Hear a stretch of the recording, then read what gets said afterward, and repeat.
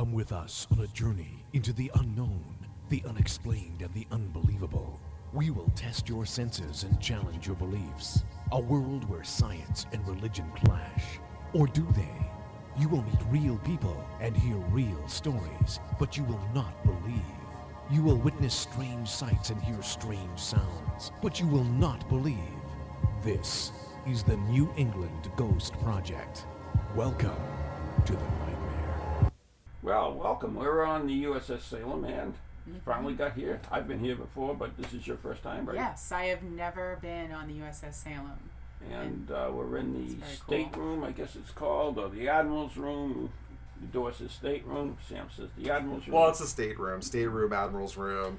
It's our seance room now during the haunted attraction. Okay, so nobody knows about the haunted attraction, so that's what we're going to talk about now. This is Sam Baltrusis. Thank you. The author of 13 Most Haunted in Massachusetts. And you are also associated with this event that's going on here at the USS Salem. Yeah, I was brought on because I've written 7 historical-based ghost books, and so this vessel was featured in 13 Most Haunted from last year. I wanted to update with my new book, and I'm actually working on a book coming out in a couple of years when you take a location and turn it into a haunted attraction. So if a location's haunted, so it's haunting the haunted, you know.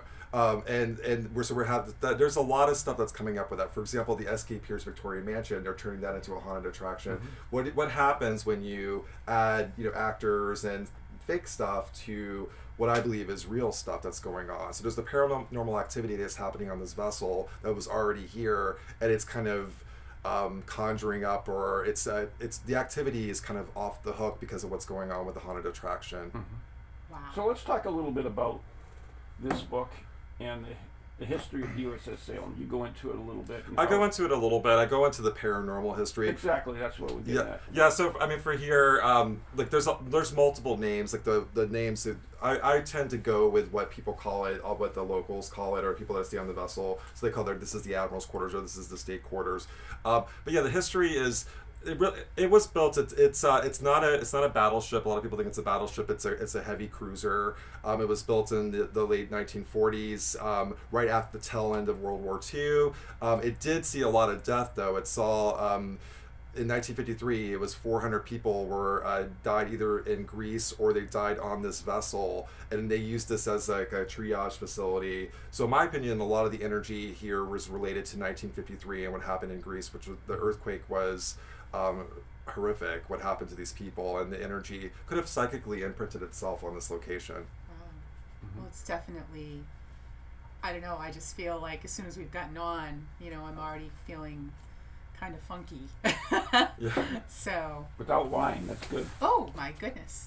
The curtain just fell down behind us. That's the ghost. Aha! Anyway, so Sam, I know that they've been investigating the ship for quite a while. There's been a couple of groups involved in it, and what are some of the experiences that have been in here in particular? Well, I want to say this. Like in 2009, Ghost Hunters came here. So you were here before 2009, right? When you were investigating this location. I'm old. I have no idea. Okay. Well, this is my theory, and you and I have talked about this before. I think people are bringing their stuff on this boat or on the ship. I think that the investigation is bringing up stuff that wasn't here before, and they may be bringing their own stowaways or their own attachments here, because now it's extremely active. And if you go to a lot of the locations that have been on these shows, like Ghost Adventures, Ghost Hunters, or even just with tons of paranormal teams coming in, it's all of a sudden very, very active. And your theory, and you brought this up, and it's going to be in my next book. We had this conversation that perhaps that the ghosts are coming here for the attention. They're wanting the attention. That's one theory. And it's also, it also could just be that you're expecting it to be haunted. So you're like, oh, what's that? My neck hurts. Oh, what's this? So it could be your mind playing tricks on you too. But I personally think that that they opened a portal of some sorts, and spirits that may or may not have been here before kind of they have more energy, or I would say they're more ghosts. I think there's a lot of residual energy that psychically imprinted itself on the location. Whether it was the trauma of giving childbirth after, going through an earthquake in Greece and then having a baby, that's going to leave a psychic imprint on the location. And that happened for 23 women who gave birth on this vessel in 1953. Wow. Yeah, I mean, that's the interesting thing, because before it was a paranormal attraction, it was a regular attraction. And there wasn't really a lot of reports of paranormal activity. There was some, but it was very low key. But once paranormal groups get involved with it, you're right, just like you said, it seemed to up the activity. So that's an interesting thought. And this was a heavy cruiser. You can always tell a heavy cruiser because they're named after the cities, like the Salem is named after a city. Battleship states. So that's how they. I didn't know that. Yeah, that's good. Yeah, that's how they named it. So, Sam, now you've got involved with this attraction. And what is your involvement going to be in it? Well, I initially came in as a consultant. The consultant was to make sure they get the history correct as much as possible, and also the paranormal history, which is even more important to this attraction. And then it kind of transferred from that to becoming the manager of the paranormal aspect. So I personally fought kind of tooth and nail to not. We have a Ouija board here, and I'm not a big fan of including Ouija boards. And the Ouija board is set up to be part of. They were kind of bringing in elements of a haunted attraction to what I believe is real. And so there's a kind of a cross of boundaries of what's real and what's not real. Kind of thing going on. So I was brought on mainly to hopefully to maintain the integrity of the paranormal investigators that are involved. I'm a paranormal researcher. I'm not an investigator, so we actually have people who do the investigation on the vessel. Okay, so let's talk about the attraction itself. I mean, you're talking about paranormal investigators and as a haunted house, basically. Right. Okay, so first of all, what's the name of the attraction? Where can people get tickets and stuff like that? Well, it's called Ghost Ship Harbor. The people that designed it are from Las Vegas, and of course, if you're from Las Vegas and you come on the opening night and it starts raining, they don't have rain in Las Vegas. But you go to ghostshipharbor.com to purchase tickets. A lot of our first weekend was sold out, so it's already got a lot of buzz going out there, and so it's my job now to make sure that the experience is fantastic for them. It's spooky and what they're expecting, and are they expecting to have a full-fledged investigation? That's something that I'm kind of dealing with too. We tell them that it's an experience, so it's going to be just sort of kind of getting some stories. One of the rooms that they go into, we talk about the history of the USS Salem, and I have a gentleman, Don, who does the history of it, and he's worked on the vessel, spent many years on this vessel. We have one room with Rachel Hoffman, who is a female paranormal investigator who spent 6 years investigating this vessel, and she talks about her experiences as a paranormal investigator, and she uses tools like an eye ovulus and other tools like dowsing rods and pendulums and kind of the older school EVP sessions that she does with the group, and this is under 15, like it's like around 15 minutes. So imagine doing an investigation or a tour with only 15 minutes.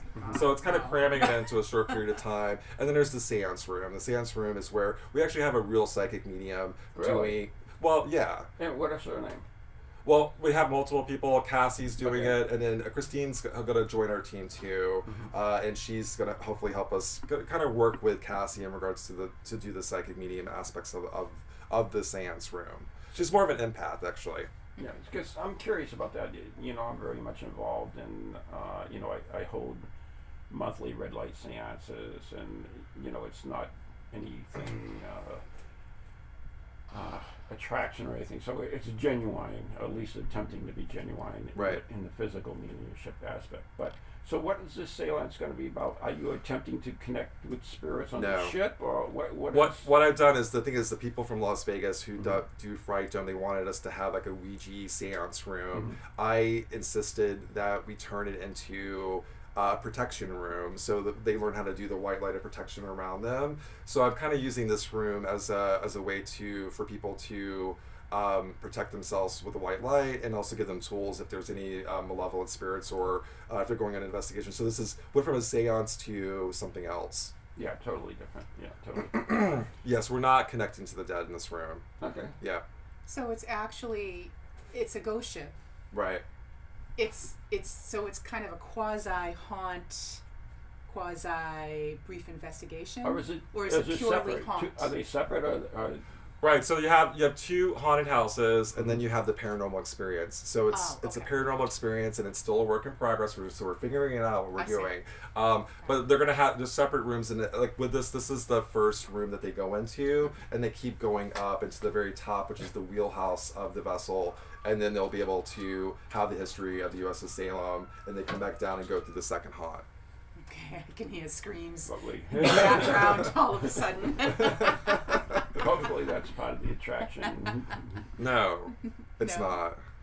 Oh, I thought Yeah. I just heard a scream. Did everybody else hear a scream?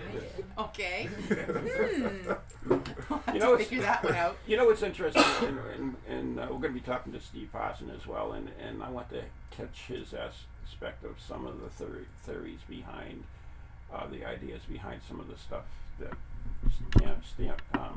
Sam talked about, as well as perhaps that thing we just heard, whatever that was. But Yeah. I mean, my theory, if I was into that. doing a paranormal investigation here, is probably some of the pipes here letting off steam. That's what I would guess, and I think in fact that was on Ghost Hunters. They had the same situation with reports of screaming, and they were able to debunk it, although it sounds like a woman screaming to me. It just did. Yeah. so perhaps if we have that on tape, we can play it again and have the audience decide what Right? they believe it is as Yeah. well. So, See, we is there got anything it. else you'd like to add, Sam? I would like to add that that this vessel has been it's been fantastic. I love it. It's like you're working in history, and that's why I was attracted to, and that's why I was brought on here. And it's kind of morphed into something else for me. And I'm hoping that my experiences here will lead into further investigation, getting people passionate about the USS Salem. Because I think for many years there was a lot of issues going on, not for people not having access. It was closed; they weren't able to come on the vessel. So I'm hoping it would bring people not only to the haunted attraction, but to this is a naval museum, and have people visit it, do the Boy Scout sleepovers and other things that they have throughout the years, and hopefully get the vessel. It's important to maintain it, and we're hoping that by having this haunted attraction, we're going to be able to raise enough money to help with repairs, much needed repairs on the vessel. That's my motivation. My motivation is that it's extremely haunted, and there's a lot of material here, and then also I want to give back to living history. Yeah, that's the great thing about the paranormal, is that they do raise a lot of money to preserve some of these older structures. Sometimes it's good and sometimes it's not, because they end up distorting the actual historic integrity of the building or whatever. Yeah. But most times, they're able to preserve something for the future that we wouldn't have. Yeah. So, I mean, you and your writing certainly helps preserve it, but now this is a living story, so that's what makes it great. And it's jam-packed with stuff already. It's like one day after another, it's an adventure, and I cannot wait to write my next book on my experiences here. That's awesome. So after this attraction runs from All the way through Halloween. all the way through Halloween. So after Halloween is over, will you still be involved with the ship in any I think so. I have my family are all naval veterans, and I'm drawn to it. So I would like to spend more time here. I feel like that the spirits, I feel that they're trying to communicate to me, and I want to have that. It's kind of my duty as someone that can not sort of talk to the ghosts, but to tell their story. So I want to tell their story correctly, and that's my plan with my next book, is to give the voice to a lot of the spirits who I think are Greek-speaking ghosts. And that's interesting. Yeah. Well, yeah, because there's a frustration with the spirits, and we had an IRVS reading, and if you are able to translate, that's important to translate if they're speaking another language. What do you do? And so my goal is to hopefully give them a voice. Excellent. That's excellent. Now, have you had any people, Greek investigators, for instance? We had Greek employees from Las Vegas helping to work on the haunt, and how was they any heard interaction? They actually heard a disembodied voice tell them I'm not exactly sure what they said, but it's like he is finally here. Is what they said in Greek. So that's pretty cool. That's neat. So whoever he is, I don't know who that is. You Maybe probably. it's you. I don't know. But I hope I can give them a voice, because I think there's a lot of, I would like for them to cross over, if that they are bound here, they felt bound here. And I've had an encounter with a priest as well, which I don't think anyone else has picked up on a priest before. And what I got from it, it was that the priest was saying he was staying back to protect those still on the vessel. So there's a spiritual battle going on here. Okay. Anything you'd like to add, yeah? I just, I think that this is a great thing. It's really terrifically interesting, Yeah. I think. And I love history in general. So, best of luck to you. Thanks, Anne. And if someone wants to get more information about you and your books, For this specifically, go to 13mosthaunted.com. All right, thanks, Sam. Excellent. Thank you. Thank you. Bye. And welcome back. We're here with Christine Gula. And Christine, what is your role here on the USS Salem? I'm actually a vendor Okay. reading tarot cards Okay. over in the VIP area. Oh, awesome. So now you are a psychic medium? All or of it. All of the above? Yeah. But I love the tarot cards. Sensitive. That's probably my love. And crystal ball. Awesome. Oh, really? Yeah. It was a crystal ball. I love those things, but they're so expensive, aren't they? Not really. Okay, what's not really? About 50. You don't know how cheap I am. But those are great. Maureen uses one as well, and what's really interesting. I don't know how yours is, but through the use of it, sometimes it gets smoky or cracked and stuff. Have you had that? If it gets heated, it can start to actually catch on fire. So you've got to keep it out of the sun. Oh, Hot wow. But for the most part, you're seeing reflections that turn into something else. Kind of like when you look it up in the clouds. Mm-hmm. And you just see pictures in the clouds, and then something comes along similar to that. And it will just mold into different things, usually from the things behind you. I So had it's the crystal scrying, ball it's out. scrying then, Yeah, I kinda. had the crystal ball out in one of the other rooms, and it was odd what I saw in it. I saw just everything shattered. Oh. So I didn't know if there had been some type of an accident in that room or anything like that, but it was very odd looking. I'd never seen anything like it. And it just looked like a shatter inside the ball. Oh, that's Wow. kind Kind of of cool. interesting. So you've had some experiences as you've worked here Yes. as doing the tarot.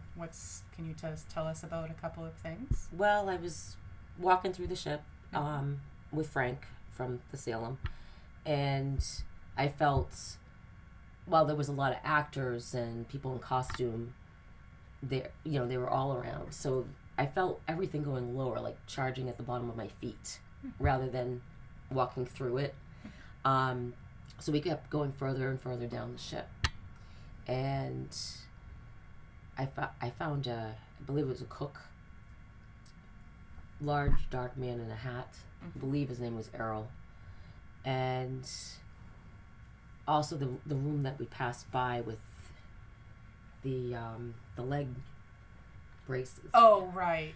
I felt a lot of female energy and just very. For those who really know what we're thick. talking about, are we assuming that that's for It's like stirrups. It's like stirrups? Like an Yeah. Right, OBGYN okay, so we office. say Right. braces. Yeah, okay. Right. We should explain that. You know. Yeah, it's like a medical facility area, and when we first walked in, Sam explained to us that at one So did time you try it out? they had no, thank you, I avoid those things, and but I walked by the room and I thought, why are there stirrups on that table? So Sam explained that they had delivered babies here during a medical evacuation in Greece. So Right, that energy in that room was just so heavy, very thick.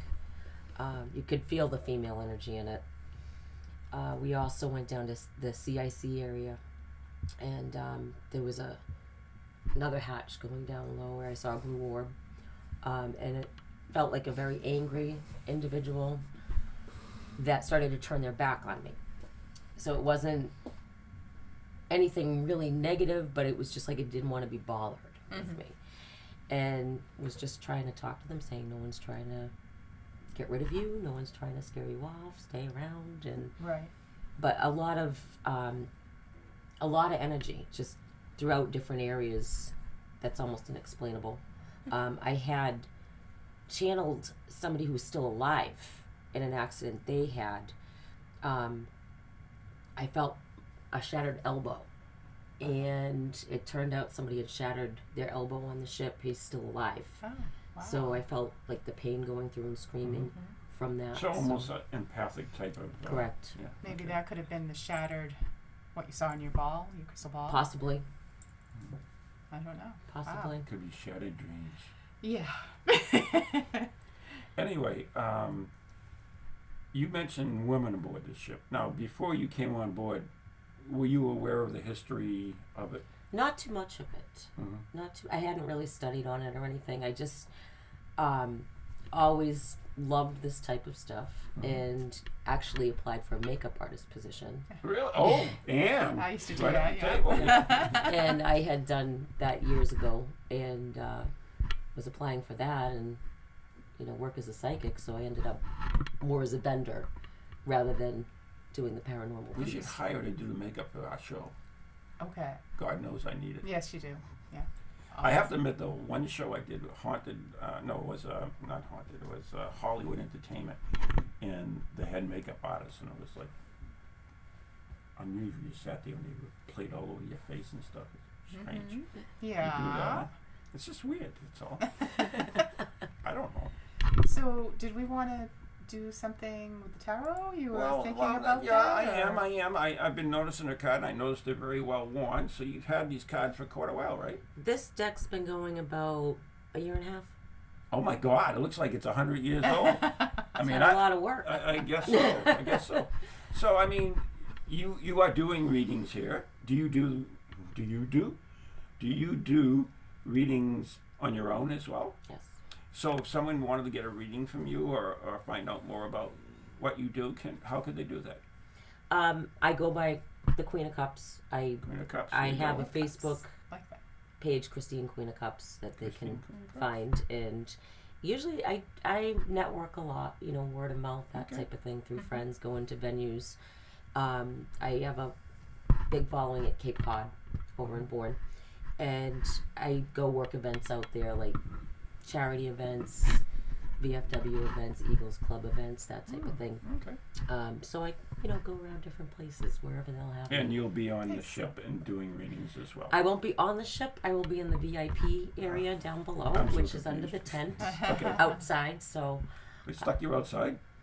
but I'm under that great big tent with That's the VIP, and Do they can give you hang like out there crackers and- and, She'll be warm. and well, caviar the heat and- kind of, goes into the tent. So Mhm. it's a nice little area over there. and people can come and get readings.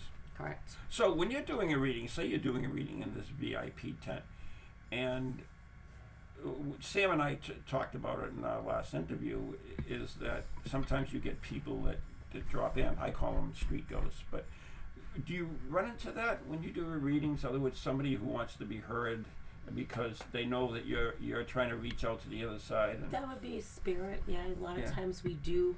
I mean, you have to Like when say, we're go doing away, a I'm medium busy right reading, now. which wouldn't have any cards involved. Yeah. A lot of times we'll be doing a tarot reading, Mm-hmm. and we'll get somebody around them. So then we can kind of drop the cards and go right into the spirit Right. and see what we can hear. But it happens a lot. No, I mean, do you get crashes though? Not anybody associated with who you're doing the reading for, but somebody who's in the area that realize that you're connecting to the other side, and so they just want to be heard, or so they crash. I've never had it. Really? Okay, no, that's cool. I mean, I'm curious because I have spoken to other Okay. mediums that have had that problem. I with it. try to keep it more like about the cards, I think, because I think it So seems that's more you concentrate. So a you- little yeah, bit okay. less controversial. Okay. And I like to do it with good energy, positive energy, go out for mainly entertainment purposes, and whatever else comes with it Right. comes with it. So Okay. I just say, like, take it, see where it goes. Okay. It's always worked for me. So, I mean, I noticed in this room when I walked in, there was a lot of energy in here, and talking with Sam, talking with you was pretty strong. But to me now, it seems a little different than it was. When you first walked in? Yes. When we first walked in this room, both of my hands were in full pins and needles. And before you got here, I was saying it was already easing out. And over here in this area, it smelled like liquor to me. And that was one of the things that happened. I got somebody down. Oh, I can't remember which area it was in. That's okay. But I felt like he had been handcuffed, and that it was the area that he hung out in and had a couple of drinks. Okay. And it was a security area, from what I understand. So it was kind of interesting when that one came in. But it's all throughout, and I never can tell where it's going to be. I find it up behind a lot of doors, and I was leaning at those doors in the hallway on the way in. The boat or ship I should say, it felt colder today. I'm not politically correct. Don't Right. worry about it. Oh, they correct me all the time. Oh, well. But it felt colder today than I felt it had. I don't know, Sam, did you think it felt colder today? Like, It was hot in here today. but throughout the walk here to here, Yeah. it felt cold. And It was very every chilly. other time I've been through, I haven't felt it that cool. So I felt like I was dealing with more of that. Right. Yeah. And when I felt near the area where I saw the orb, that person that I felt it was a burn victim. Because instead of it getting cold, it felt like I was all heated up. Okay. And when we walked in this particular room tonight, before everybody was here and we started filming, this room was stifling hot. And it was like walking through, right outside the door. Really? Right. Yeah. I didn't find it. That's all. Yeah. We've been in here for a little while before you got here. Okay. So as we walked through the ship, and it was very cool, very cool, very cool, and I walked through the store and thought it was like walking into an oven. Just like that. Right. Not a breath. So very weird. Okay. Weird sensation. So anything you want to add? I don't think so. Anything you want to ask? Who wants a reading? Don't look at me.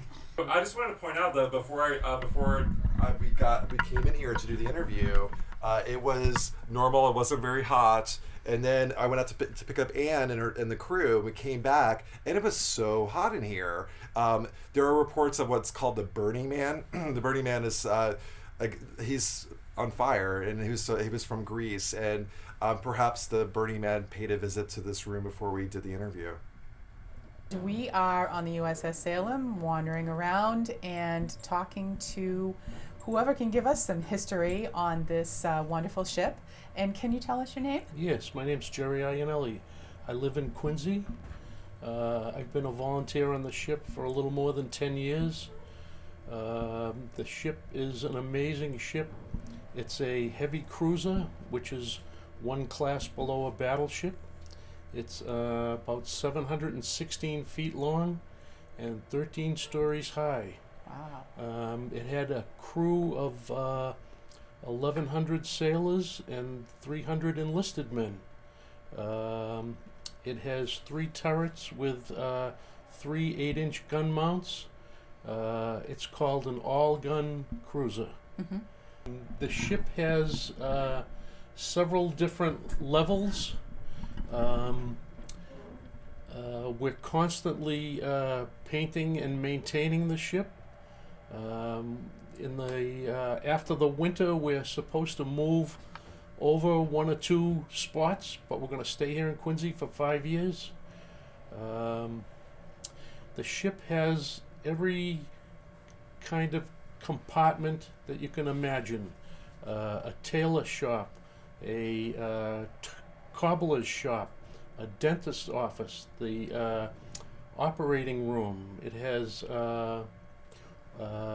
4 engine rooms, and each engine turns its own individual screw or propeller. We have a snack bar. We have 3 mess decks where they fed the sailors. We have a weapons museum on board. We have ship's models. We have all kinds of Navy memorabilia. It's really a fantastic take if you have the time to come by.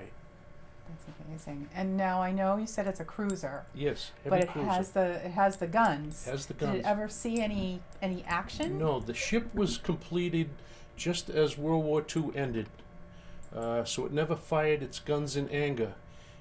It was a admiral's flagship for many years, meaning the admiral was so impressed with the ship, I guess you could say, he took it upon himself to make it his personal ship. Flagship. Flagship. So you've spent a lot of time on the USS Salem. Yes. Have you ever had any strange things happen? Yes, as a matter of fact. I was on board in the winter one year. All the lights were out. I was with 2 other crew members, and I was. They were going down below. I stayed at the hatch on the top of the second deck while they were down below, and all I had was a little mag flashlight. Mm-hmm. Well, they went down below, and while they were down there, I thought I saw something go by on the opposite side of the ship that really made the hair on the back of my neck stand up. Wow. I thought it might have been one of them going by with the flashlight. I'm not really sure what it was. I might have been seeing things. Who knows? Mm-hmm. But that was very scary. When the lights go out on the ship down below, it's pitch black. There's no light. There's no windows. You really need a flashlight or something every time you go down below. I can imagine. Wow. Well, thanks for sharing that with us. That's all right. If people, do you know if people wanted to learn more about the Salem, is there a website or? Yes, there's some information on usssalem.org. Okay. Wikipedia has some information. There is a couple of videos that different individuals had made of the ship that are available. There's also some paranormal clips online. There is a good amount of information available. Great. And we have several crew members that are very knowledgeable about the ship. Mm-hmm. Do you still do tours? Yes. In the spring, we'll be open again for tours. It's usually on the weekends in the spring, Friday, Saturday, and Sunday. In the summer, if there's crew on board, we'll open the ship to anyone that wants to take a look around. It's a fantastic sight to see. You can go from the bowels to the bridge where they drove it from. You can go inside the big gun mounts. You can walk everywhere. Excellent. Thank you so much. You're welcome. I enjoyed talking about the ship. Thank you.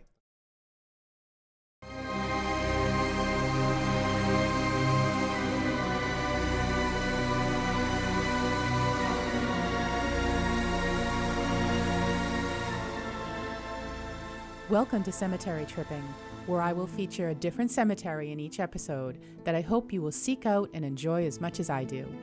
As an avid taphophile, or lover of tombstones, I spend a lot of time in the local New England area in the beautiful and historic cemeteries we have here. The stones here are like no others, and I have literally thousands of pictures of the intricate and symbolic carvings found on them. You can see my pictures on Facebook by doing a search for Cemetery Tripping. Today I am discussing the city that is the namesake of the ship we are visiting, Salem, Massachusetts. Old Burying Point in Salem, Massachusetts is the oldest cemetery in Salem and the second oldest known cemetery in the country, started in 1637. What can I say about a cemetery that is situated in one of the most historically rich cities in the state? Given the tragic saga of the witch trials which occurred here in the late 1600s, it is a place that resonates with spirits and sorrow. It is located on Charter Street next to the Witch Trials Memorial and contains many famous individuals such as Jonathan Corwin and John Hawthorne, who were judges in the Salem witch trials, Samuel Bradstreet, who was a governor of Massachusetts, and many more interesting historical figures. The traditional death's head of most New England cemeteries are present here, but also some fantastic, morbid carvings typical of the Puritan era. The stone of Timothy Lindahl from 1698 features a full-body skeleton and an angel with a scythe. There is a rare, heart-shaped 3-panel carving for the 3 children of Thomas Mould, Constable of Salem. The grave of Deliverance Parkman, a merchant, showing interesting carvings of double soul effigies, one in cherub style and one in skull style, and numerous graves featuring death's head carvings with crossbones above them. Perhaps the most unusual epitaph is that of Daniel Richardson, who was killed by a moving house. I visited this cemetery on a raw and rainy day in October, which seemed fitting. The winding path which leads through the cemetery often contained grave markers right in the center of it, standing like lonely sentinels over the resting place of their deceased. I found one marker off in a corner of the cemetery all by itself, another under a bush covered with ivy, and an entire family plot around a huge gnarly oak tree, almost as if someone knew the stones would be sheltered forever from the elements. However, this cemetery is surrounded by the city, and the sight of graffiti on a wall overlooking the centuries-old graves reminded me of this fact. Many of the victims of the witch trials were not given gravestones and were buried in unmarked graves near the site of their hanging. Abutting the cemetery is the Salem Witch Trials Memorial, which is a contemplative, peaceful site that contains 19 stone benches, each engraved with the name of the victim and how they died. On the day that I walked through the solemn memorial, each bench had a few colorful flowers scattered across it, with rain shining off the granite. It made me stop and think of how horribly these innocent people suffered. When you visit here, as you enter the memorial, stop and look down at the granite and brickwork. Here you will see actual, selected transcripts from the trials of the victims with their professions of innocence. When you visit Salem, this is a site that should be high on your list of things to see. Give yourself plenty of time to read the stones and visit the memorial, and be glad that you do not live in a village where the tales of a few teenage girls caused everyone to believe that the devil was real, close at hand, and acting in the real world, and little more than a sideways glance could seal your fate. Here we are, deep down in the bowels of the ship, Jerry. Where are we? We're on the 3rd deck in the memorial room. There's a lot of artifacts down here. There's a lot of ship's models and Navy memorabilia. There's a mock-up of the crew's lockers, their cots, how they slept. Mm-hmm. There's a lot of memorabilia down here to see.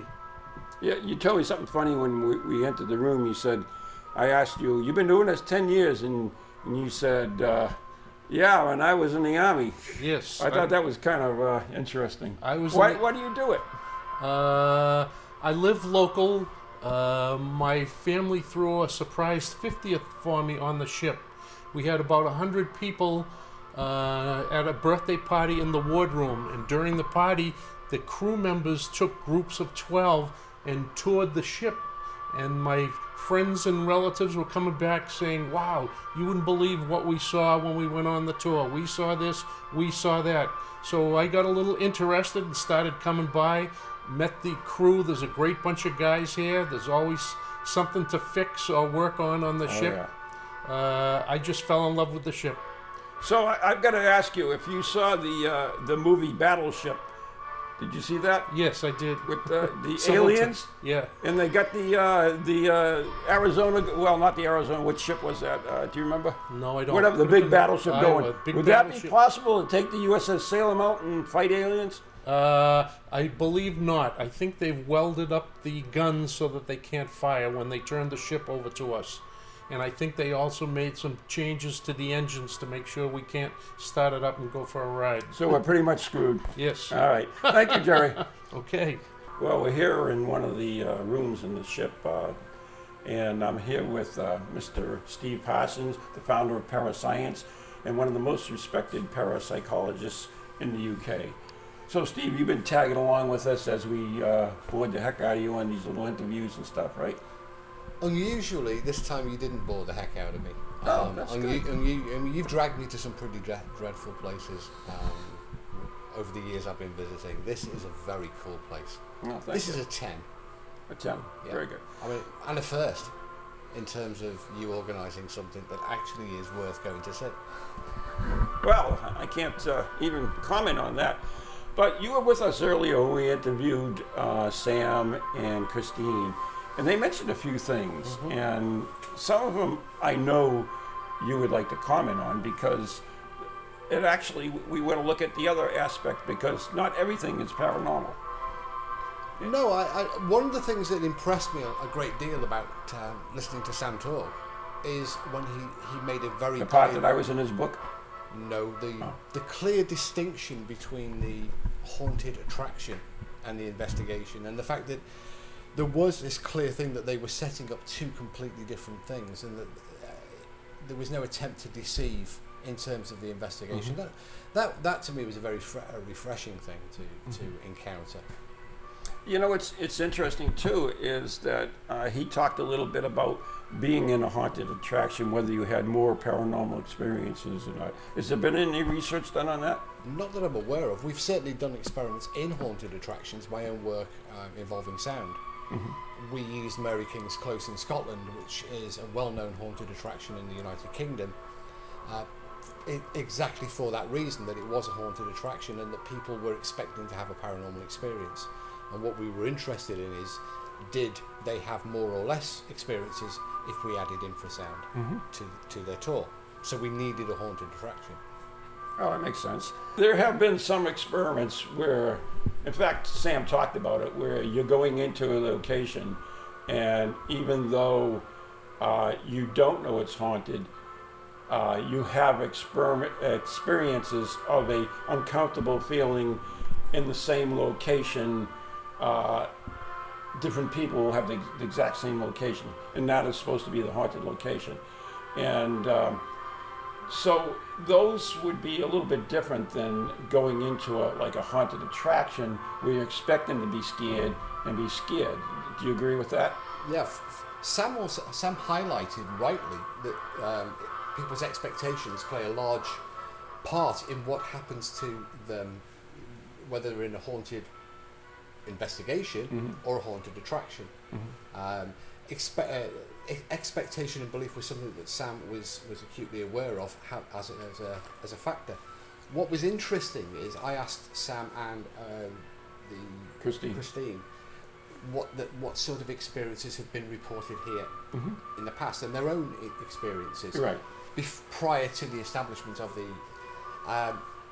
and they said, in fact I almost preempted them by saying, has anybody had headaches, a sense of being watched, a sense of anxiety, which they agreed with. And Sam said, well, there's a lot of EMF here, a lot of He said there was a lot of electromagnetic energy. However, there was something that I wasn't able to measure the electromagnetic energy within the location. But I was You didn't have a K2 meter? Is that what it was? No, but I did have a play with Anne's, and it wasn't registering very high. That's a shame. Because I mean, in terms of electromagnetics, a big metal structure like this should be a very good Faraday cage. Absolutely. So it would protect. Each room would be a Faraday cage almost in its own right. But what was interesting is the extremely high levels of low frequency sound, both from the ship, from nearby industrial processes, the work site that's behind us, the people that were banging and hammering, setting stuff up. And also the fact that the ship is sitting in a bowl of a giant basin of water.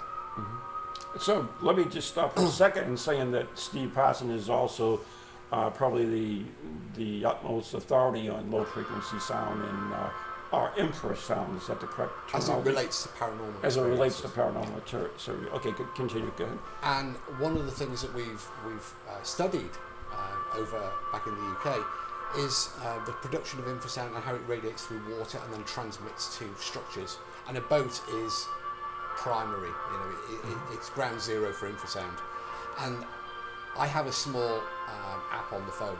It doesn't give me a scientifically bang on, but it will allow me to make some fairly reasonable judgment calls on the levels, and they were right up there. And Today? So, yeah. Oh, that's interesting. Exactly as I would have expected, which is why I started to do the measurements. And so what are some of the effects of infrasound? Well, as I said, did anybody have a sense of anxiety or headaches or a nervousness that something's around? Combativeness. Yeah, palpitations, breathlessness, dry mouth, these are physical effects induced by the low frequency sound. And Sam was saying that, yeah, they are commonly reported. Now, of course, you can't see it, you can't hear it, you can't taste it, and often it will be attributed to the intervention of the paranormal. Oh, that's interesting. Now, the scream. We heard a scream. And Anne heard the scream. We all did, actually. And they said there were no scream effects with this haunted attraction. So they were, I guess, insinuating that it may be paranormal. Have you any thoughts on that? Well, Sam certainly did say that he wasn't aware of any scream effects being used. However, during the later interview sequences, I wandered back towards the medical centre and with some of the members of the crew, and we distinctly heard the screams again. And beyond there are the setup rooms where they're setting up for the haunted house attraction. And upstairs they were also testing a scream recording. Okay. So I feel fairly confident that Sam may not have been aware that they had a scream, but that they did. We heard it 3 or 4 times subsequently. I mean, it's so interesting. You're in a location. We were there. Anne was with us, and the cloth fell down behind us. Right. The mirror was moving by itself. I mean, we had what else there was? Oh, the room was extremely warm when we first came in. I mean, even when I walked in, I felt the same sensation that if I was in a haunted location. Is that all attributed to infrasound or not? No. Your sensation of oppression of being in a haunted house, that might be related to the infrasound, because that's one of the well-known effects of it. Right. It doesn't often make things fall, certainly not drapes. And the mirror, possibly, we can, when we've used it in the past, we can cause chandeliers, lights to move. Yeah. But we're on a moving structure. I mean, this might seem to us like a big solid lump of boat, but it's a boat, and there will be small amounts of movement. Okay. So it wasn't moving very much earlier in the session we were there. It didn't move towards the end, but it did move in the middle. Now it might have been that us moving about because Russ, our cameraman, was quite near it, and may have been sufficiently close to actually start it moving. And then the ship's movement. This is like Most Haunted, a cameraman might have Well, it kind of reminded me actually of Most Haunted, Really? because we've done stuff on ships, and while we were sitting there waiting off camera while they interviewed somebody else, and yeah, it did kind of remind me of Most Haunted. And speaking about Most Haunted, you actually investigated a couple ships I did. Whilst with I was my on good the ship. friend Richard Felix. With our mutual good friend Richard Felix, we did Shackleton's Antarctic research vessel, the Discovery, Very cool. and we actually did 2 ships in one investigation. We did HMS Unicorn, which was a Napoleonic era ship of the line, and we had some interesting experiences. Richard and I were left behind while the rest of the crew went off to throw stuff on RRS Discovery. And did I say that out loud? And Richard and I remained back on Unicorn, and we heard footsteps. We heard running footsteps on the same deck that ran past us and beyond us. When they all came back, you never guess what's happened. Stuff was thrown, and well, they weren't really interested in what happened to us. Of course not, because it's a personal experience. Everybody wants to talk about themselves. The throwing of the ship's biscuits. Yeah, the biscuits. That took place on Discovery. All right, Steve, anything else you want to add? No, it's just one cool place. If you're in Quincy, is it? Quincy. It's outside Boston. Right. I would head down here. It reminds me of a trip I did in 15, 16 years ago to the USS Alabama, which is down in Mobile. It's a battleship. A big battleship. Yep. But they're not dissimilar once you're inside. You can't see how big it is from the outside. Great. All right, thanks, Steve. Here we are, hip-hopping on the USS Salem. Well, it was an amazing time, wasn't it? It was a fantastic journey through this wonderful ship. I really enjoyed it. Were you tweaking on it? No, No? I was not tweaking. You weren't tweaking? I wasn't tweaking anything. at Whatever. all. But it was neat. What was your thoughts, really? I think that there's some real definite vibes about this ship, and I'd love to come back again.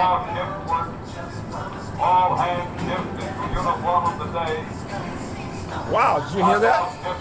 Uniform of the day. I don't know what that means. I don't know. Are they Maybe gonna come should out I and shoot change? us? So anyways, we really did have a good time. We want to Yeah. thank Jerry for taking the time. Oh, Jerry Yep. was fantastic. And Sam and Christine and Steve Parsons and Yep. the rest of the crew for helping us out with this.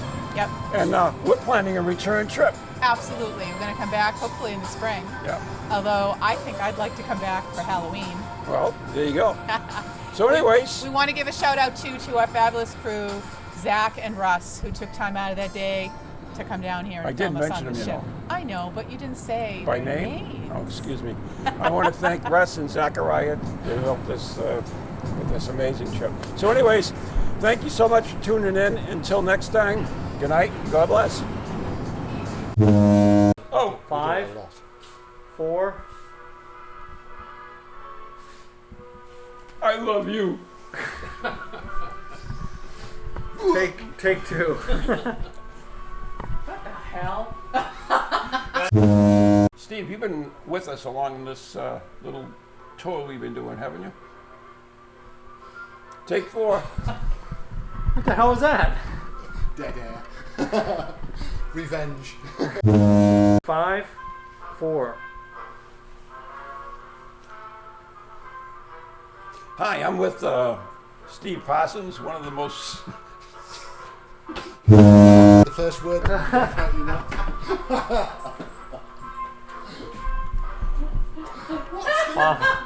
Who's 5. correcting? Who's 5. correcting? Goodness. The professionals lost it. Oh my God. Wow, I don't think I've ever seen you do that. One take. Take co-workers. 5. One take co-workers.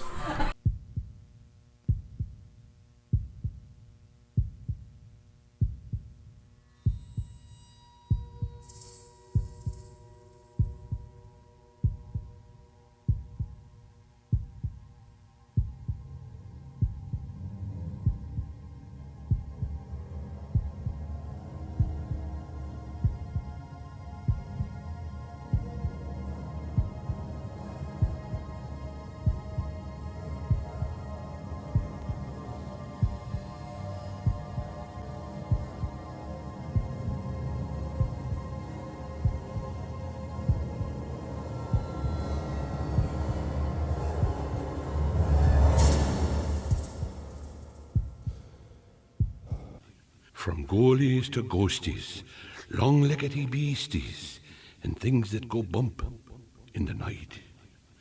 Deliver us, good Lord.